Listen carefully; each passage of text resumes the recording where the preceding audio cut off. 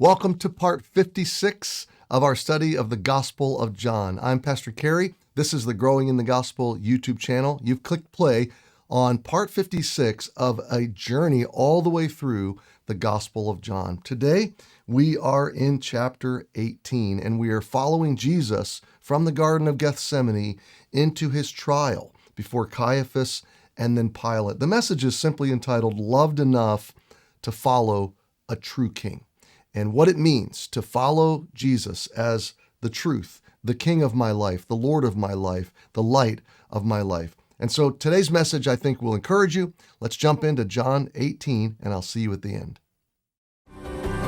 We continue our verse-by-verse journey through John's Gospel. This is love. How many of you followed the UAP hearings in Congress a couple weeks ago? Wave at me if you followed the UAP. Wow, not very many, just a few. How many of you know what UAP stands for? Wow, just a few. Okay, unidentified aerial phenomena. Oh, now you know. So how many of you followed those hearings? A few more, okay. So we used to call them UFOs. Aliens. Actually, for several years now, there's been like mainstream news that these UFOs are real and nobody knows what they are. At least that's the storyline. It all came out during COVID, but we were so like COVID distracted. It's like aliens too? Well, what can we do about it? So it's just kind of funny. It's just like nobody cares much about this, apparently. But let me just give you the high-end view of what they were talking about on Capitol Hill. I'm not going to try to make a lot of sense out of it except for at the highest level, so don't worry, we're not going too far down a rabbit hole today. If you're a guest, you're like, okay, this is already getting weird. Hey, look, I'm just talking about Washington, D.C. I know that's weird, but aliens and UFOs. So our government, here's the top three things that came out of these hearings. Number one, our government absolutely, certainly possesses crashed UAPs, unidentified aerial phenomenon. So unidentified objects that fly. In those crashes, they did obtain remains that they referred to as non-human biologics. Non-human biologics. Somebody said, are they alien biologics? Well, he said, I'd prefer to say non-human. What is that? Like, maybe a cat was flying them, or some non-human thing we know about. So non-human biologics.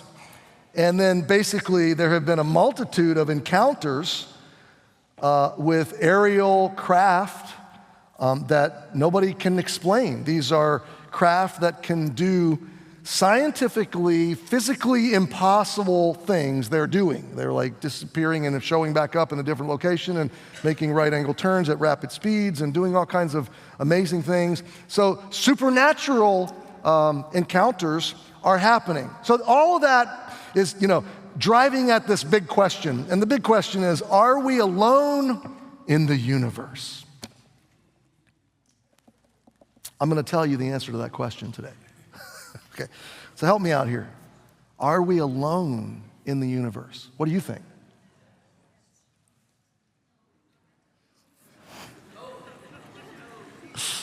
Where am I? Is this a church? Oh yeah. Let's see, cross, Jesus, okay. Come on. It's not a trick question. All right. Let's just pause for a minute and think about this. What a sad thing would it be to find out we're alone in the universe. Now, I'll just break it out. Break it out in your mind. So this is it. It all starts and ends right here. We were born, we live, we die. This is it. You came from nothing, you're going to nothing. We're totally alone. There's no meaning, there's no purpose, there's no value. It's all random, it's all natural, it's all biological, it's all material. There's nothing more than what you can see. And you will live and die, and the universe will eventually burn out, and there will be nothing or no one to remember that humanity ever existed. What a sad narrative. Just play that out. And then if you extrapolate it a little further, it means that you don't really love anything, you don't really find anything beautiful, you don't really need, there's no real deep, there's nothing emotional or psychologically true about you. It's just chemical synapses in your randomly evolved meat that we call your brain or your body. It's all random and there's nothing to it. Like, why would anything matter? What hope, what real joy? I mean, to find out I don't really love my wife, these chemicals are just triggering this thing that we've manufactured. It's all man-made, it's all natural, it's all completely sanitized of any kind of depth or meaning or significance. I've got to tell you, everybody in the sound of my voice knows that is junk. Like your conscience, your heart, the deepest longings of your life yearn for more than that. So I'm looking at the bottles of water under my seat there. I would grab one real quick, but save the time. You have thirst because water exists. Like if water didn't exist, you would never thirst for it. So you have meaning because you thirst for meaning. And love is a real thing because you thirst for love. And heavenly life and eternal life is a real thing because you thirst to live. Death is not natural to you. Normal. It's not normal. It's abnormal. There's something wrong with death. We're deeply unsettled about death. So these things point to a much greater reality. And so I want to emphatically, on the authority of Jesus today in our text, I want to emphatically encourage you and answer the question, are we alone in the universe? No! We're not alone in the universe. Thank God we're not alone in the universe. Now, Pastor, do you believe there's civilizations and flying aliens? No, not in the way they think, and not in the way they're going to make it look. But there is certainly an unseen realm. There's certainly a spiritual realm in which you will live forever. And one day the spiritual and the visible realms will merge into one. They'll be consummated in the final kingdom of Jesus. But right now we live in this broken, fallen, physical realm. And Jesus is going to say in this passage, just giving you a foretaste of where we're going, this man who is a historical figure, Jesus, who literally walked the dust of this planet, whose life is historical fact, whose crucifixion is historical fact, he said this most outlandish thing, and he said it more than once. He said, I came into this world. Like implication being from another one. UAP. Unidentified aerial phenomenon. You know, we call that the ascension in the Bible. Jesus says, I came from another world, implying he existed before his human birth, pre-existed. And he says in this passage, my kingdom, so he claims to be a king. And he says, is not of this world. So he's the king of another realm, another world. Some guest right now is going, this dude is really weird. Somebody sitting here going, I like Jesus, but this is what Jesus said. So you can't like him and reject this. If you like him, you got to accept this. And if you don't accept this, then you don't like him. Like they don't go together. This is what he said. And so I understand to an unbeliever how radical this sounds, but I don't think it sounds any more radical than one day there was nothing, and then there was an explosion of what? Nothing. And nothing exploded into what? Into everything.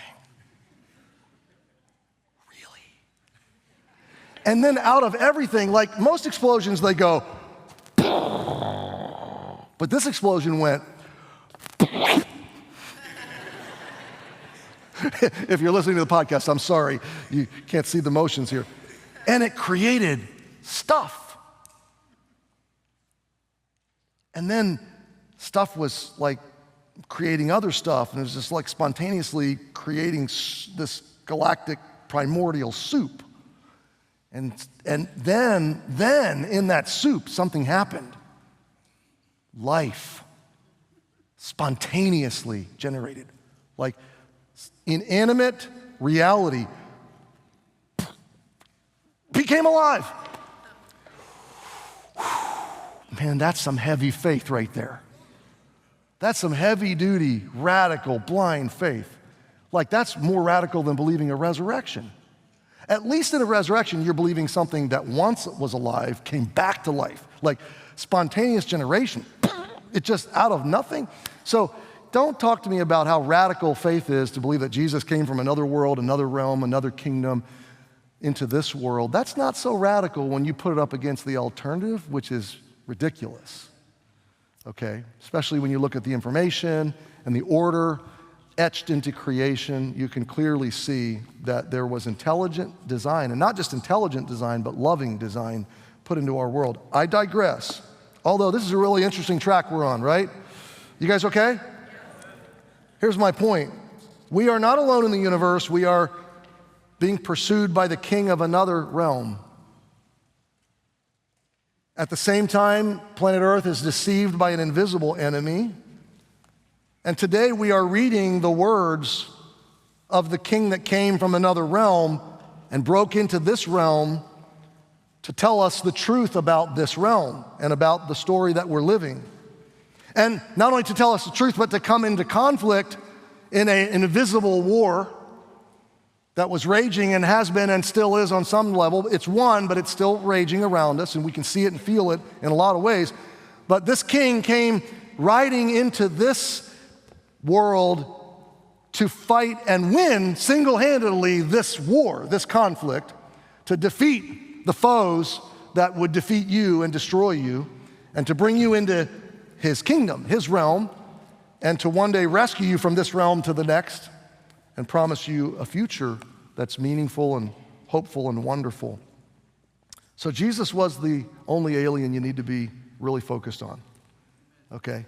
He was alien to this world, to his culture, and to ours for that matter, but he came with a strategic message. Now, we're going to pick it up today in John 18. Jesus has finished his earthly ministry. He has now instructed his disciples on the last night of his life. He has prayed in the Garden of Gethsemane. We suspended the narrative last week with him getting arrested at the Garden of Gethsemane and taken to the authorities. Let me set up the context, and we'll come back to the other realm stuff in a minute. Jesus has been taken into now 6 fake trials. Remember, this is no ordinary man. He's a man who has healed and done supernatural things for 3 years. He has perfectly fulfilled the laws and the teachings of God. He's absolutely innocent and perfectly loving and lavishly generous. He's been fraudulently arrested, and he's being put through these mock trials where the deck is totally stacked against him. There is no sense of justice happening, but it's all premeditated. He personally has predicted his precise death, not to mention the fact that it was predicted hundreds and hundreds of years before he ever showed up. So he's here on a mission, and the death is the reason, okay, the center point of that mission. As we come into the day's narrative, the first 3 trials are over. Annas, the high priest, Caiaphas, the high priest, and the Sanhedrin, which is the Jewish Supreme Court. But there's 2 systems of government, just to give you a quick contextual review. You've got the region of Judea, which we know as modern-day Israel. It's governed first by the Jewish religious elite, which have perverted God and his reality into a man-made system that's very oppressive. It's impossible in terms of its laws and its pressure, and it's way overtaxing and constraining all the population. So this is an exploitative system. It's the worst of religious life, gone bad, okay? And all the people in Israel are oppressed by this system. they are laden, they're over top of that government, that Jewish government, which is perverting the heart of God, is the Roman government. The Roman Empire has expanded down into the realm of Judea. Caesar has appointed kings and governors for this region. And at this time, the governor's name is Pilate. He governs Judea. And Herod is the king of the northern part of Israel in Galilee. They're both in Jerusalem at this time because it's the Passover week, and it's kind of like New Year's Day in Times Square. Like there's an increased presence of law, and the officials are all there, and there's a massive migration of people. So Jerusalem is teeming with population, and there's these perfect storms converging on the city of Jerusalem. There's the governance of the Roman Empire, that's storm number one. There's the oppression of the religious cartel, that's storm number two. And there's the arrival of the God-man into Jerusalem to confront the battle of the universe in the most epic ways you can imagine it. That's storm number three, and it's all converging on Jerusalem, just as God said it would. So Jesus is right now just hours from being nailed to the cross and shedding the blood of God for the sins of man. The blood of God for the sins of me and you. And so as we read this is a heavy passage, it's a heavy moment, and it should jolt us. It should awaken us. It should stir us and compel us. So pick it up with me in verse 28. We're going to read the narrative, then I'm going to go back and bring out three principles at the end, sort of by way of conclusion. Okay, let's pick it up in verse 28. Then led they Jesus from Caiaphas to the hall of judgment. So this hall of judgment could have been one of two places in the city, and there's a little bit of mixed opinion on where it was. On the northwest corner of Temple Mount, which was the most prominent place in the city, the Romans built a fortress called Antonia Fortress. And this is where all the Roman guards were stationed. It was the law enforcement presence of the Roman Empire. And so a lot of people believe that Pilate was staying there and that there would have been a judgment hall there. But across town, maybe a quarter of a mile, not a very long walk through some narrow stone streets, you would come to the outer wall of the city, and I'm thinking this would be sort of the southwest side of the city, westernly side of the city, more or less. King Herod built a palace there. At this point, there's a lot of Herods in the Bible. This is Herod Antipas. He's ruling in the northern part of the country, but he would have come to this palace to stay for Passover week. So he's in town.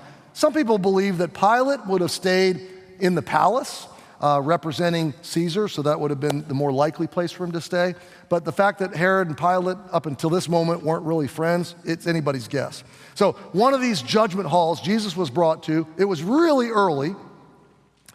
And the Jews, this is interesting, the Jews, they themselves went not into the judgment hall lest they should be defiled, but that they may eat the Passover. This is a perfect example of their blind, rabid hypocrisy. They had these ceremonial, these symbolic laws that they were just fastidious about keeping. They're like myopic on these laws. And one of them was that they couldn't go into the residence or the dwelling place of a non-Jewish person, a Gentile.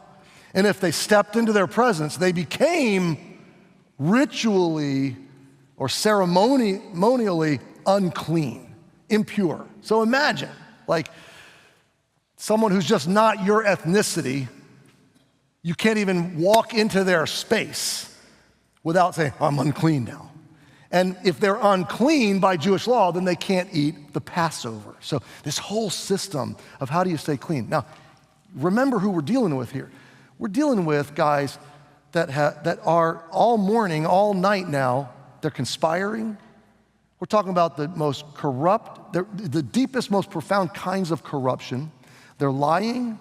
They're concocting false accusations and charges. They're conducting illegal secret trials that break their God's and their own laws. They're plotting a bloody, brutal, completely unjust execution. They're going to murder a man. So they're breaking all of God's most basic and foundational moral laws right here in front of our very eyes, but they don't want to step over that threshold because if I come here, oh, I'm unclean. You tracking? It's silly. It's a perfect example of silly external religiosity that is nothing but a whitewash or a gloss over, a cover for deep-hearted sin. And, about the time we get really hard on these guys, we got to stop and go, wait a minute. Is this me? Am I just trying to look the part on the outside? And am I completely obsessed with the keeping of my laws and my particulars and my standards and quickly to dismiss somebody else that doesn't match up to my measuring stick? Because often the loudest and the most complex system of rules, we would call it legalism or legalistic, is really nothing more than a cover for really deep corruption and sin inside. And this is exactly where these guys were. They're going to stay ritualistically pure while they murder an innocent man. It's just such blind hypocrisy. Well, verse 29, we pick it up. Pilate then went out unto them and said, what accusation bring ye against this man? They answered and said unto him, if he were not a malefactor or a criminal, we would not have delivered him up unto thee. Then said Pilate unto them, take you him and judge him according to your laws. The Jews therefore said unto him, it is not lawful for us to put any man to death, that the saying of Jesus might be fulfilled, which he spake, signifying what death he should die. So let me unpack this a little bit. They bring him to Pilate. Why? Because the Roman government has said to the Jews, you don't have the authority to kill someone. Roman justice is superseding their justice. They probably could have gotten away with stoning Jesus and creating enough of a ruckus that Pilate and the Roman government would have just kind of winked its eye at Jewish justice to please the people. Pilate and the Romans, listen, they're totally political. They don't need to make Jews Roman. They just want taxes. They just want money. So what Pilate's job is keep the peace, man. Keep the Jews happy, let them be Jewish, but keep it under control and keep it within boundaries so that the tax dollars keep flowing. So Caesar back in Rome has sent Pilate to just work this political agreement. Pilate, you're going to see this in this story, gets really pinched between truth and justice and the political corruption of the Jews. They probably could have stoned Jesus, but they're not happy with stoning him. They don't want to just stone him. They want him crucified, which is a Roman form of execution, which is much more bloody and brutal. But there's a particular reason they want him crucified. First of all, they want to absolve themselves. They want to put the blame on the Roman government. Secondly, there's a principle. There's a biblical principle. There's actually a declaration in Deuteronomy 21 that anybody that was hung on a tree or crucified specifically is cursed by God. So in their Jewish perverted religion, what are they trying to do? They're trying to take the Messiah with thousands and thousands of followers, and they're trying to be able to say to those followers, he can't be your Messiah, he cannot be the God-man, and he can't be deity or supernatural because he was hung on a tree, which means he was cursed by God. And you can't have a Messiah that was cursed by God. You following the logic? So in their mind, if they can get Jesus crucified, they can totally discredit him and eradicate the following and the reality of him. But here's the problem. First of all, 3 times in the gospel, we've studied all 3 of them. John 3, John 8, John 12, Jesus says, I will be lifted up. Now, to you and I, that's like praise and worship. Let's lift up Jesus. But to first century vernacular, that was crucifixion. Lifting up instead of casting down and throwing stones. It was nail him to a cross and lift him up. So everybody who heard Jesus say, I'm going to be lifted up, would have assimilated. He's predicting that he's going to be crucified. When I'm lifted up, I will draw all men to me. So multiple times he has foreshadowed, he's predicted his own death. But secondly, and here's what they're missing, God came to bear the curse. Are you with me? That's why he came. So in nailing him and calling him cursed, they're speaking and demonstrating the truth. Yes. Whose curse is he taking? Ours. He's taking our curse. So he's fulfilling Scripture. He's fulfilling his own prophecy. He's totally innocent. He deserves no curse, but he came because you and I were under the curse, and he came to absorb or to take our curse. Wow, what love. Verse 33. Then Pilate entered into the judgment hall again. So he's going back and forth because the Jews won't come in. They've got Jesus on the inside. And he called Jesus and said unto him, Art thou the King of the Jews? Jesus answered him, Sayest thou this of thyself, or did others tell it thee of me? Is this your question? Are you asking me, Pilate? I think it's interesting, and there's a backstory we don't really know here until we get to heaven, but it seems to me and to most readers, when you stitch together all the gospel accounts, Pilate is a deeply conflicted man.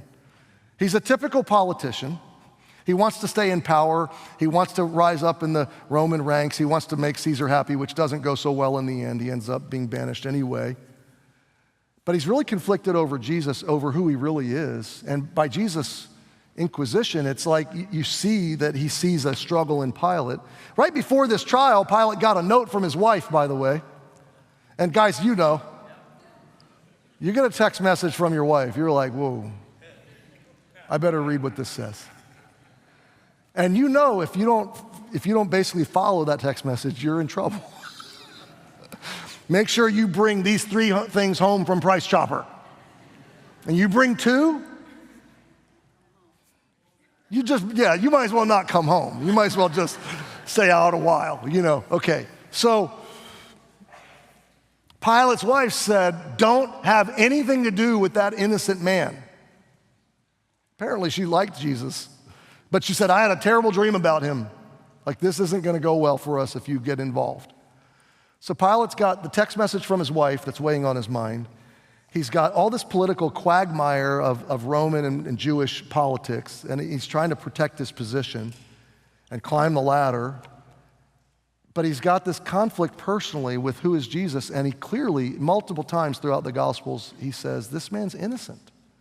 I find no fault in this man. The most powerful system of justice in the known world up to that point in time declares this man innocent. There's nothing deserving death in this man. So this interaction between Jesus and Pilate is amazing to me. Pilate answers him and says, am I a Jew? Like, King of the Jews, why would I care? He shrugs it off. Thine own nation and chief priests have delivered thee unto me. What hast thou done? What have you done? And so Jesus answered, and here it is. Here we are, back to the UAP. My kingdom is not of this world. Just stop and let that sink in for a minute. This man, this person in a human body just said, I came from another kingdom, from another world, and I'm the king of that kingdom. What do you do with that? I don't think like, I just like some of his wise sayings. I don't think that's an option. Not a rational one. The dude is either telling the truth or he's lying. Which is it? You got to decide for you. If he's telling the truth, that's a really radical claim, and that calls for a pretty significant response. That's like a world-changing response. That's a category-shattering response. Okay, Jesus, I believe. You came from another world and you're the king of that world. Okay, that changes everything about your narrative, about your story. Okay, I think he's lying. Okay, then you got to reject the whole thing. Like, take everything that Jesus was and did and said and throw it all out. But to land in somewhere in the middle, like, I kind of like some things he said, but I don't like other things he said, you're diminishing him to something of a good, well-intentioned philosopher. But a well-intentioned philosopher doesn't say, I came from another world, and I'm the king of that world, and you can come with me into that kingdom. I was a youth pastor for 22 years, so pray for me. That's in large part why I am not normal, by the way. But anyway, there was this kid in my youth group for many years that told us he was an alien. And I've told you about him before. He had a very elaborate story. He could tell you the planet he lived on and who his friends were and his parents' names, and he could tell you his spaceship and how he got here and like why he was here. It was so elaborate. I almost started to believe him at times. It's like, man, this is intricate. I mean, he should be writing this down. But none of us believed him. We always thought it was kind of a cute construct, like, oh yeah, he thinks he's an alien. And we would tease the story along. We'd be like, so, have you heard from the mothership lately? Have you been home lately? Like, don't you miss home? And he would play along flawlessly. Like, he would roll into narratives like, oh yeah, we talked yesterday. And I mean, we were kind of making fun of him, but kind of not. We were kind of going along, but it was just amazing how good he was at the narrative. But at the end of the day, we're like, Zach's not really an alien. He thinks he is, but he's not really. So here's what I'm saying. Like, Jesus is either telling the truth or he's loony. And you either believe him all the way or you go, yeah, that was cute. Like you can't partially credit him. I can't partially accept Zach's story. Like he really is an alien, but no, he doesn't remember his parents.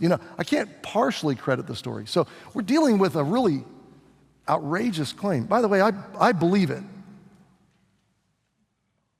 My kingdom is not of this world. If my kingdom were of this world, then would my servants fight that I should not be delivered to the Jews? But now is my kingdom not from hence. Pilate therefore said unto him, art thou a king then? Jesus answered, thou sayest that I'm a king. That's a vernacular way of saying what you're saying is correct. I affirm you, yes, I'm a king. I do not deny being a king. And then he says this, and the story extrapolates out, to this end. This is why I came. To this end was I born. And for this cause came I into this world. So we're going to see one of the reasons why he came. That I should, what are the next two words?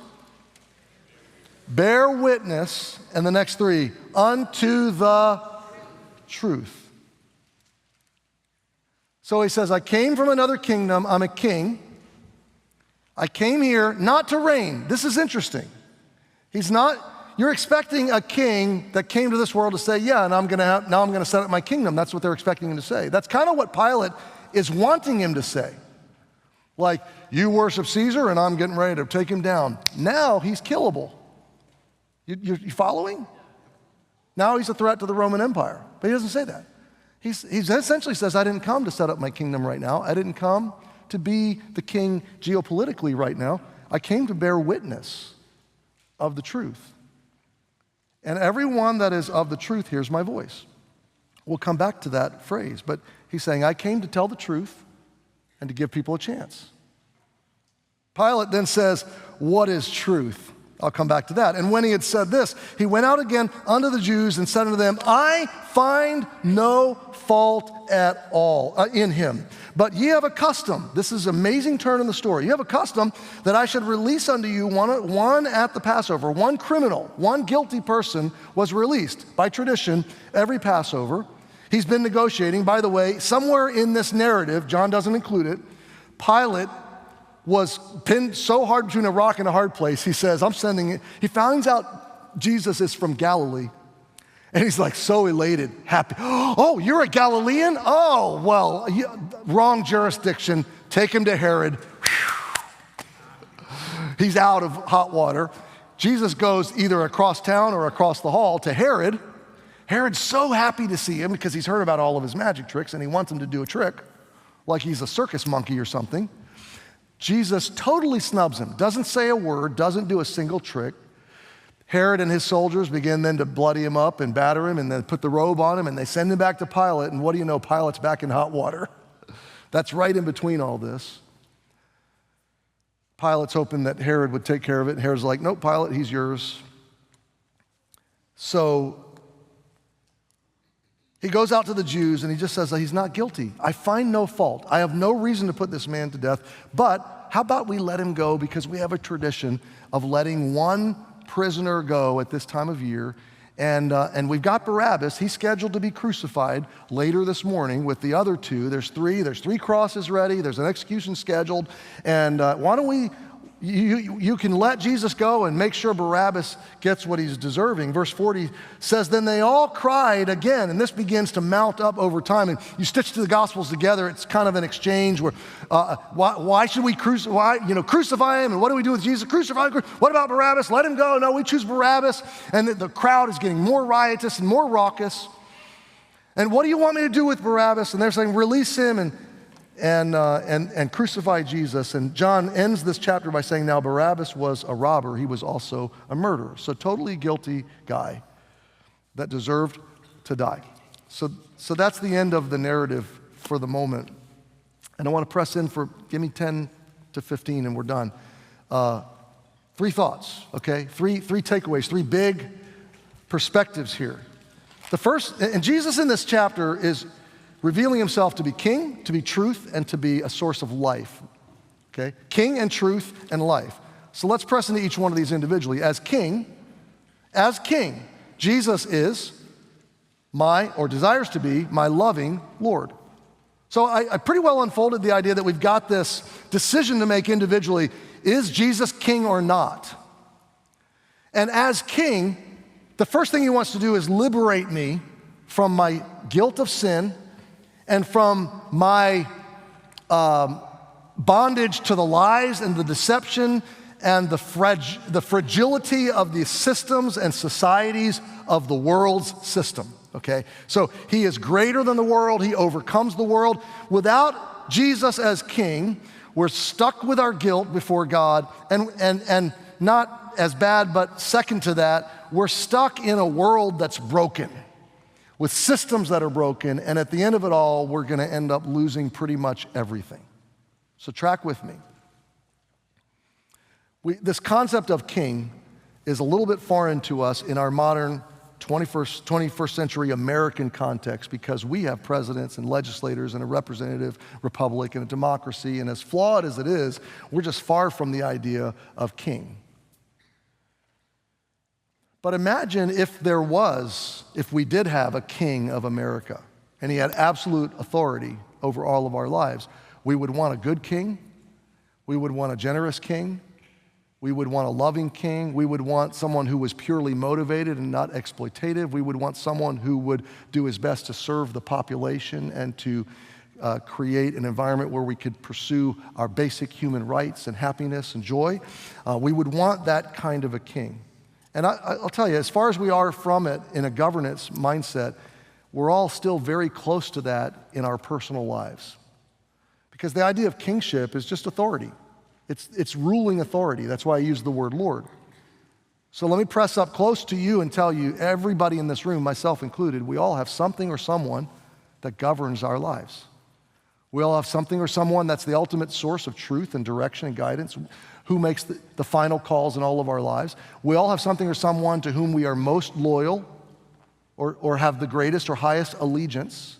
We all have something or someone for which we are living that motivates us to get out of bed and go at life. And here's the thing, anything less than Jesus, we're free to crown those things king. We're free to make those things Lord in our humanity, but how unwise is it to make my job, my marriage, my family, my identity, to make my material world, my material achievements and accomplishments, my primary source of identity and the primary placement of my loyalty. Why? Because I'm gonna ultimately lose all of that. As we work through life, if death holds back for a long time, life will gradually come to a close. And sequentially over time, you will lose everything materially that you hold very tightly to. Like, none of us are taking our cars, our houses, our bank accounts, our investments to the next life. I mean, we can send it ahead by way of investing into the kingdom, but you get what I'm saying. I'm not taking The things I work so hard to achieve and to find identity in, I'm not taking those with me. I'm going to, if you're trusting your youth, buckle up. If you think you're gonna be young and awesome forever, everybody over, pick your age, in the room used to think they were young and awesome, just like you. Like time is gonna happen.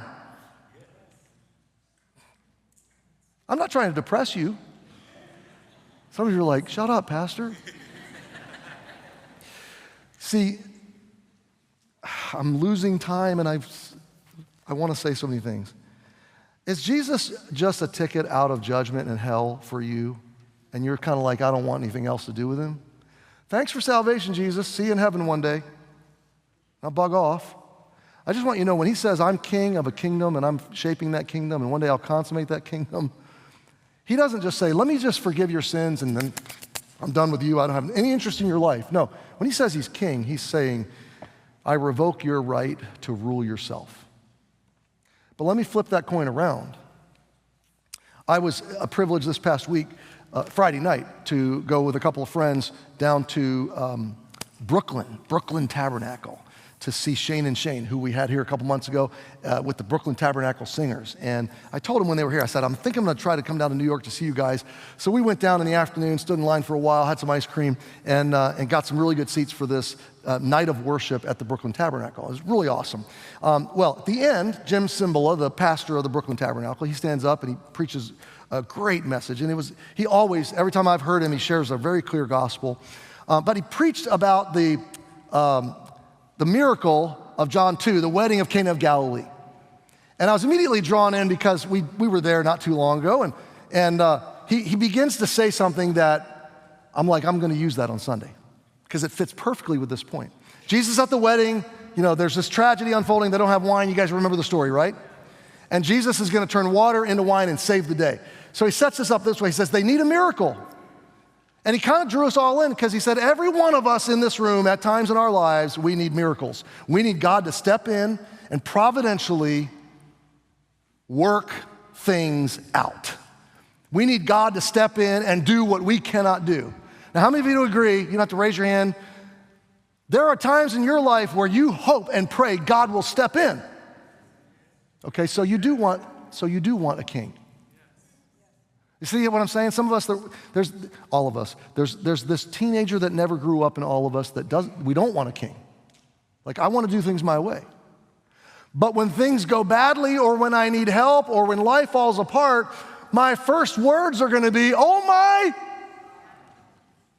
Even the most ardent atheist, when faced with imminent death or imminent calamity, often instinctively says, oh my God.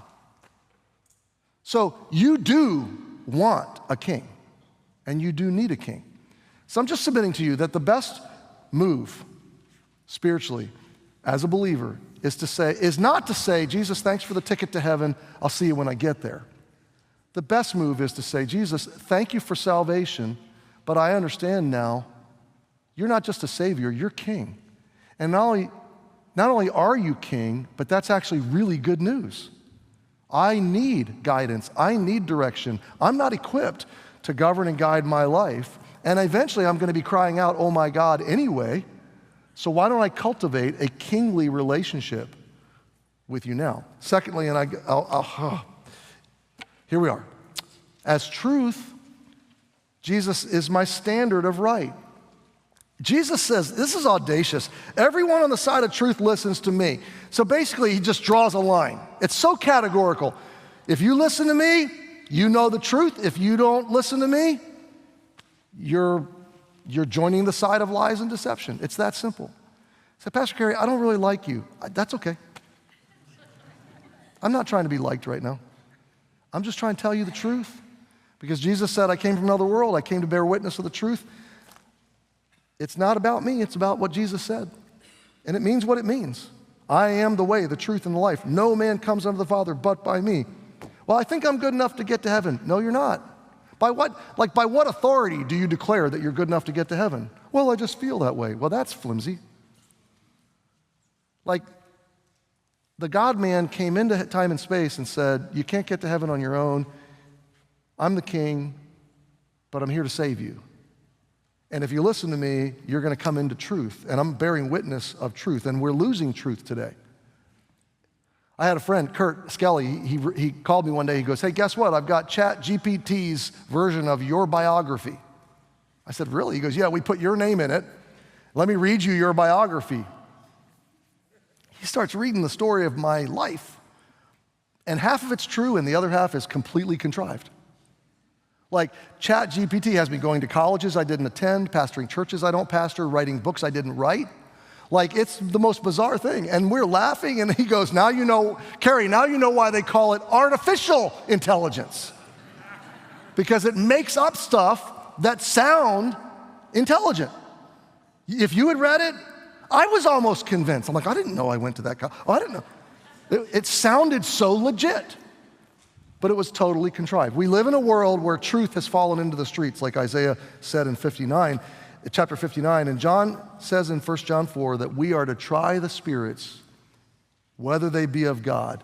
And then he says this, the way we know the truth is that anyone who confesses that Jesus is the Christ come from God. That's the truth. So let me give you the assurance of this point, and then we'll finish up with the third.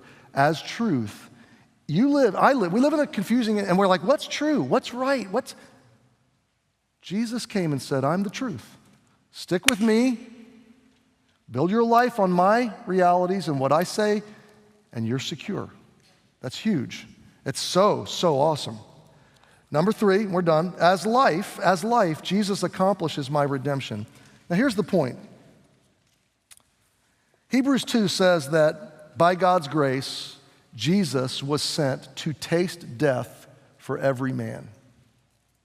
And that in tasting that death, he would bring many sons, or many sons and daughters, it's a comprehensive term, into glory. And that passage calls Jesus the captain of our salvation, who was made so through his suffering. So what does all this mean? Well, Barabbas, it's amazing how this instance of Barabbas happened on this occasion, because I think it's God's way of giving us a visual, a real-life visual of exactly what was happening and what happens to us the moment we trust Jesus. So Jesus is going to be the substitute for Barabbas. That's the first thing I want you to picture. It's Barabbas' cross. Barabbas was guilty. Jesus was innocent. And by 9 o'clock that day, Barabbas is free and Jesus is on the cross. And my friends, if that transaction has not happened for you, you need it to. You need that transaction to happen. Someone's preaching back to me and I appreciate it. Someone's saying amen. Okay, so you guys with me? This is probably just so critical that you focus on this, okay? So, substitute. It's not about you being good enough to get to heaven. It's about, is there a substitute to take your punishment? The second component of this is play out the morning for 60 seconds or 2 minutes in your mind of Barabbas' morning. He goes to bed that night in his cell, knowing by 9 o'clock he's going to be crucified. The cross is ready, the nails are ready, the hammer's ready. This is your last night, last meal, whatever. I don't know how they did it. He might, there's a little bit of conjecture, and this is possible. He might have been within earshot of the yells of the crowd, which would have meant he probably didn't hear Pilate say, what shall we do with this man? But he probably did hear the shouts, crucify, crucify, crucify. And then he probably didn't say, well, who should I release? But he probably did hear them say, give us Barabbas. So it's very possible that he's hearing crucify Barabbas. But imagine he's in his cell, he hears the soldier approaching the cell, he hears the key enter the door, he hears the clanking, and he gulp, this is my moment. I'm a dead man walking. And the soldiers come in and grab him and bring him out, and they're hauling him out the hall, and they bring him out in the sunlight in his eyes, and he's squinting, and they unchain him and unbind him, and then they walk away. And just play it out. I mean, he's standing there, and there's no angry crowd. Where'd the mob go, and where's the cross, and where are the soldiers? And I thought I was going to die. And maybe he says, what's going on? And the soldier says, you're free. They chose to kill some other guy, and they're letting you go. And I just imagine, now this is my imagination, but I imagine maybe Barabbas found the crowd and followed the crowd, and maybe he stood there watching another man be nailed to his cross. And I just want you to remember and think and consider this. I'm Barabbas. You're Barabbas. He was getting nailed to our cross. So that's why I say this passage, I think, is a jolting passage, because Jesus is the king. And that means he has the right to rule, and we really want him to rule. We need him to rule our lives. He is the truth, which means as truth is increasingly obfuscated in culture, we can find our bearings, our North Star. And he is life, which means he took my death, which means he is certainly worthy of my devotion. Let's pray together. Father, thank you for this wonderful study. And Lord Jesus, we love you and thank you for what you did for us in taking our place. We are all Barabbas, and we all need to receive by faith the work you've done. For those who have, I pray that today we will deeply reckon with your kingship and lordship in our lives. Are we letting you lead and guide our lives? Or are we just pretending?